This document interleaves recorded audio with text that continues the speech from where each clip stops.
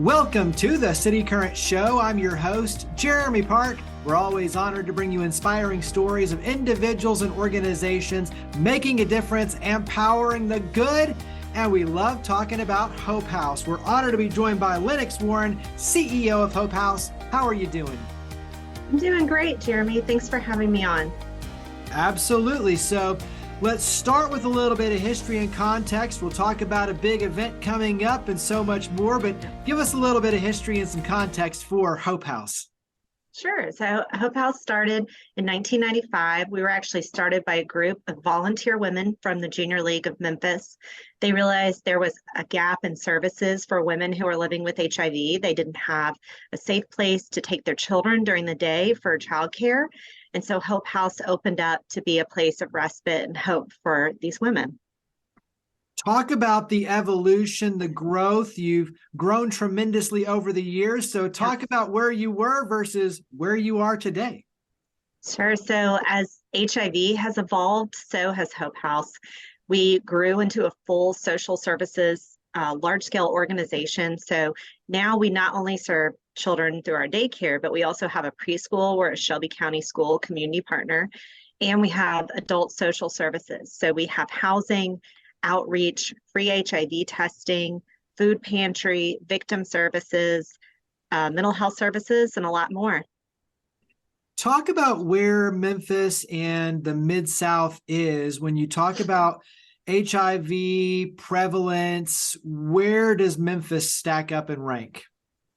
So sadly, Memphis actually has the third highest rate of new infections in the country. We have one of the highest rates of HIV. And it's just so sad because the population of Memphis it's impacting the most are those with the fewest resources. They're the people who are living in poverty, who don't have stable housing or the food they need, or all of the resources they need to live a healthy life. And today, HIV is a chronic disease that can be managed through medications and doctor's appointments.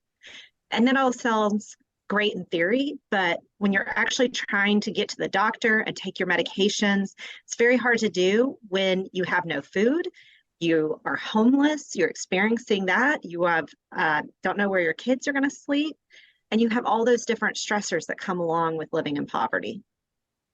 And I think that illustrates when you look at the evolution and the daycare and the education side with the school, and then stepping in and, like you're saying, the holistic support network that wraps around and provides the resources.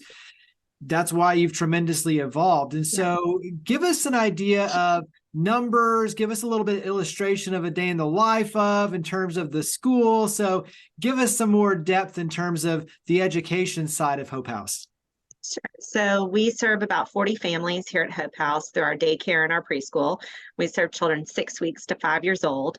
The services are completely free and free of charge, and also stress-free. So I know as a young parent, when I was taking my children to daycare, I packed like an entire suitcase full of things to take them there.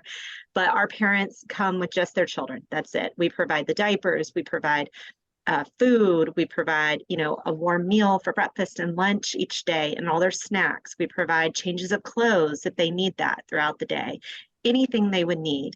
We just try to make this as easy as possible. And the great thing is that we're all here on one campus, so you can drop off your child at childcare and then you can walk next door and you can attend a support group, or you can get food pantry, or maybe you can get individual counseling, whatever you need while you're here. Give us some of the feedback that you've received, because obviously you have a chance to see the impact firsthand. So talk about feedback and what you're seeing on your end. So it's really interesting because we are providing basic needs in order to overcome certain challenges that people are having in order to live a healthy life. Our ultimate goal is for everybody to live the healthiest they can live while living with HIV. Because what this means is that if you can live what's called undetectable, which means HIV is not detectable in your body with just like a regular HIV test you might pick up at the pharmacy, right? This means that your viral load is so low that you can't actually transmit the virus to anyone else. So you might see there's a lot of campaigns that say U equals U. That means undetectable equals untransmittable. And that's how we stop this epidemic. We stop it by everybody living the healthiest they can live. Everyone gets tested, and then we're able to stop the spread of the virus and end this, which is really incredible to think about, that there is a solution to this problem. It's just getting there and getting everyone the resources they need. We had a mom who actually came in one time. I remember I interviewed her for our annual report, and she said, well, somebody called me and said you all had mattresses. A mattress company had donated a lot of mattresses to us. And we told all the clients, hey, there's mattresses. And somebody had called her because she was sleeping on the floor. She and her child were experiencing homelessness. She could not afford her own place, and she was sleeping on the floor and had given her child the extra room in the bed at their family member's house. And she said, I came in for a mattress and it changed my life. And I hear that story a lot, where somebody comes in for one thing, and then all of a sudden they realize, oh, wow, you'll have support groups, you have childcare, you have all these different things. And her situation was incredible because her child had never been in childcare before. And when she came in, she cried every single day for about an hour every morning when she came in. And by the time she graduated from Hope House, it was a totally different kid. She was the mayor of Hope House. She ran this place. I was so impressed, and I'm just like, okay, you have great things in your future. So it's really exciting because we do have our families here for a long time with us. A lot of them are here from the time their child's an infant to the time they go to kindergarten, and then they continue services maybe with their mental health services, or they might come back and check in with us every now and then. It's really fun to see just the evolution and progress that our families are making, because they're capable. They have wonderful dreams and exciting things happening. And I'm excited to be able to help break down some of those barriers for them so they can accomplish their goals. What are some myths or some misconceptions that you would love to bust? So I would say one of the largest challenges that we face with HIV today, especially in Memphis, is discrimination. There are so many just fears around it. The biggest myth is that you can get HIV is transmittable through everyday interactions, and that's not true.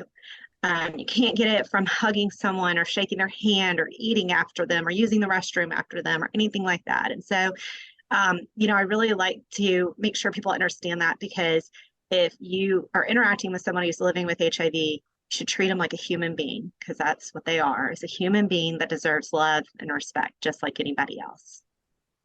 When you look at your team, talk about specializations, empathy, talk about your team. Well, so everything here is trauma informed. Our clients, as you can imagine, experiencing discrimination daily from strangers, but also your loved ones. Everybody here is very secretive about their HIV status. It's very common because they're just experiencing so much discrimination and that trauma over and over again. People have lost jobs, they have lost housing, they have lost relationships with their loved ones because of their HIV status. And so everything here is done in a trauma-informed environment. Down to the paint colors that we have chosen for our therapy rooms. Everything is really intentional and it's client informed. So a lot of our, different services that we have are things that our clients have said, hey, I'd like to see more of this at Hope House. We love to get feedback and make sure we're incorporating that as we grow. All right, let's talk about this upcoming event and the ways the community can support your efforts. And so let's start with volunteerism, and then we'll work our way into the event. So let's start talking about how the community can support your efforts. Give us some ways we can volunteer. So we are serving just here at Hope House on campus over 600 individuals and their families, and we just have 35 staff. So that is a lot for a little bitty staff. We also do a lot of outreach. That's thousands of people we're reaching with just 35 staff. So we really cannot function without volunteers. We love our volunteers.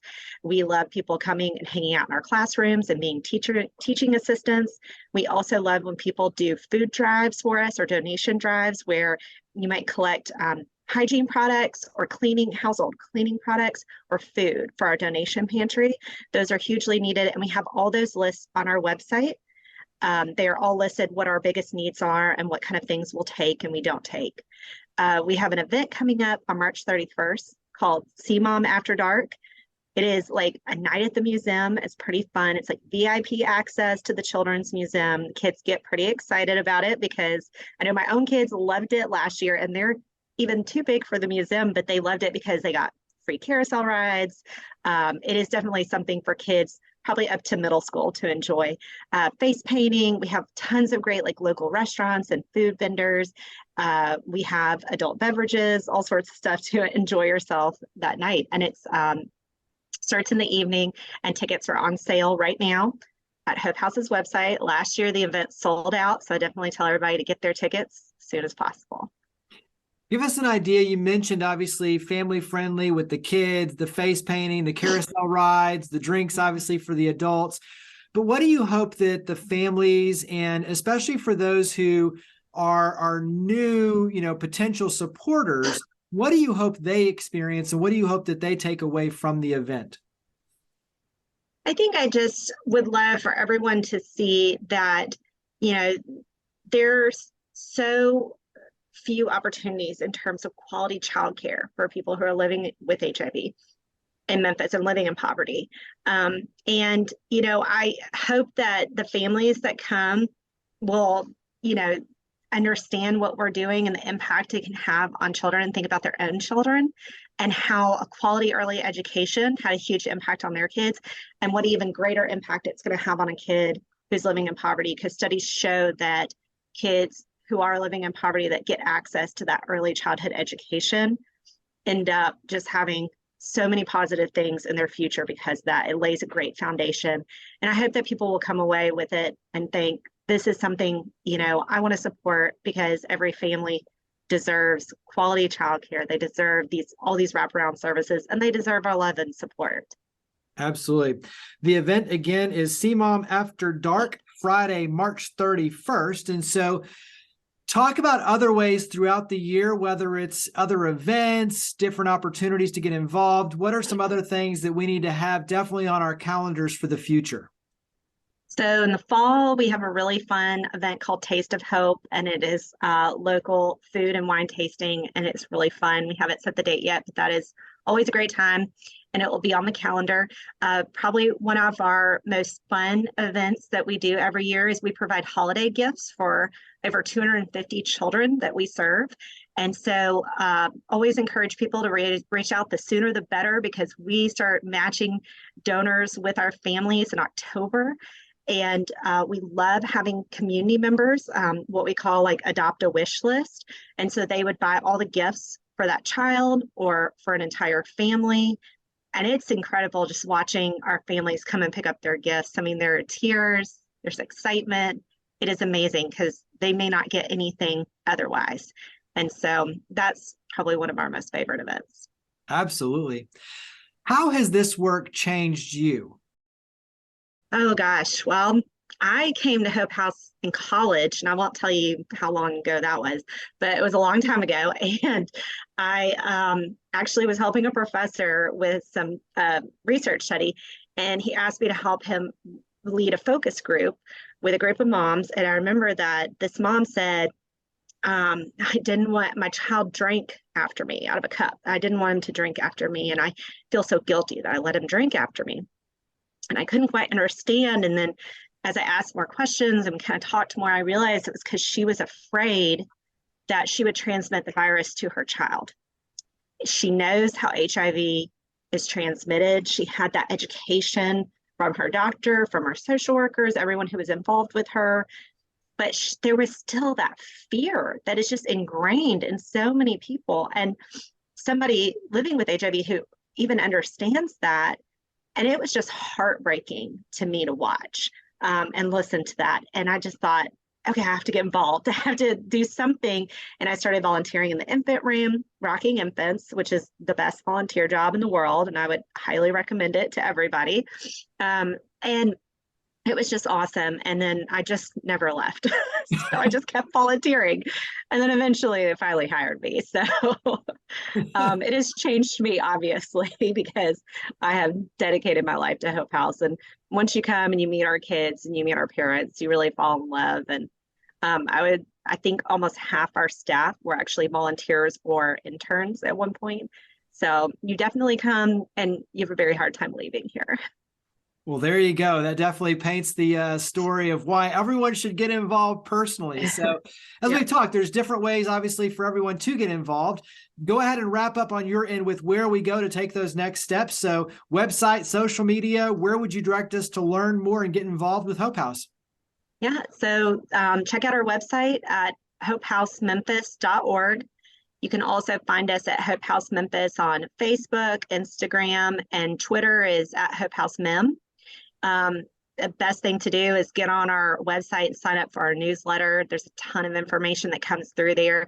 And also following us on social media. We're always posting when we need something, even just something small like, oh, we need, like rattles for our music in preschool, or we need something, pencils for this or that. So it's a great way to help out because we always post that kind of stuff. So stay informed that way. Yeah, I greatly appreciate everything you and your amazing team are doing. So thank you for all you do. Thank you for powering the good, and thank you for coming on the show. Thanks, Jeremy, for having me. I appreciate it.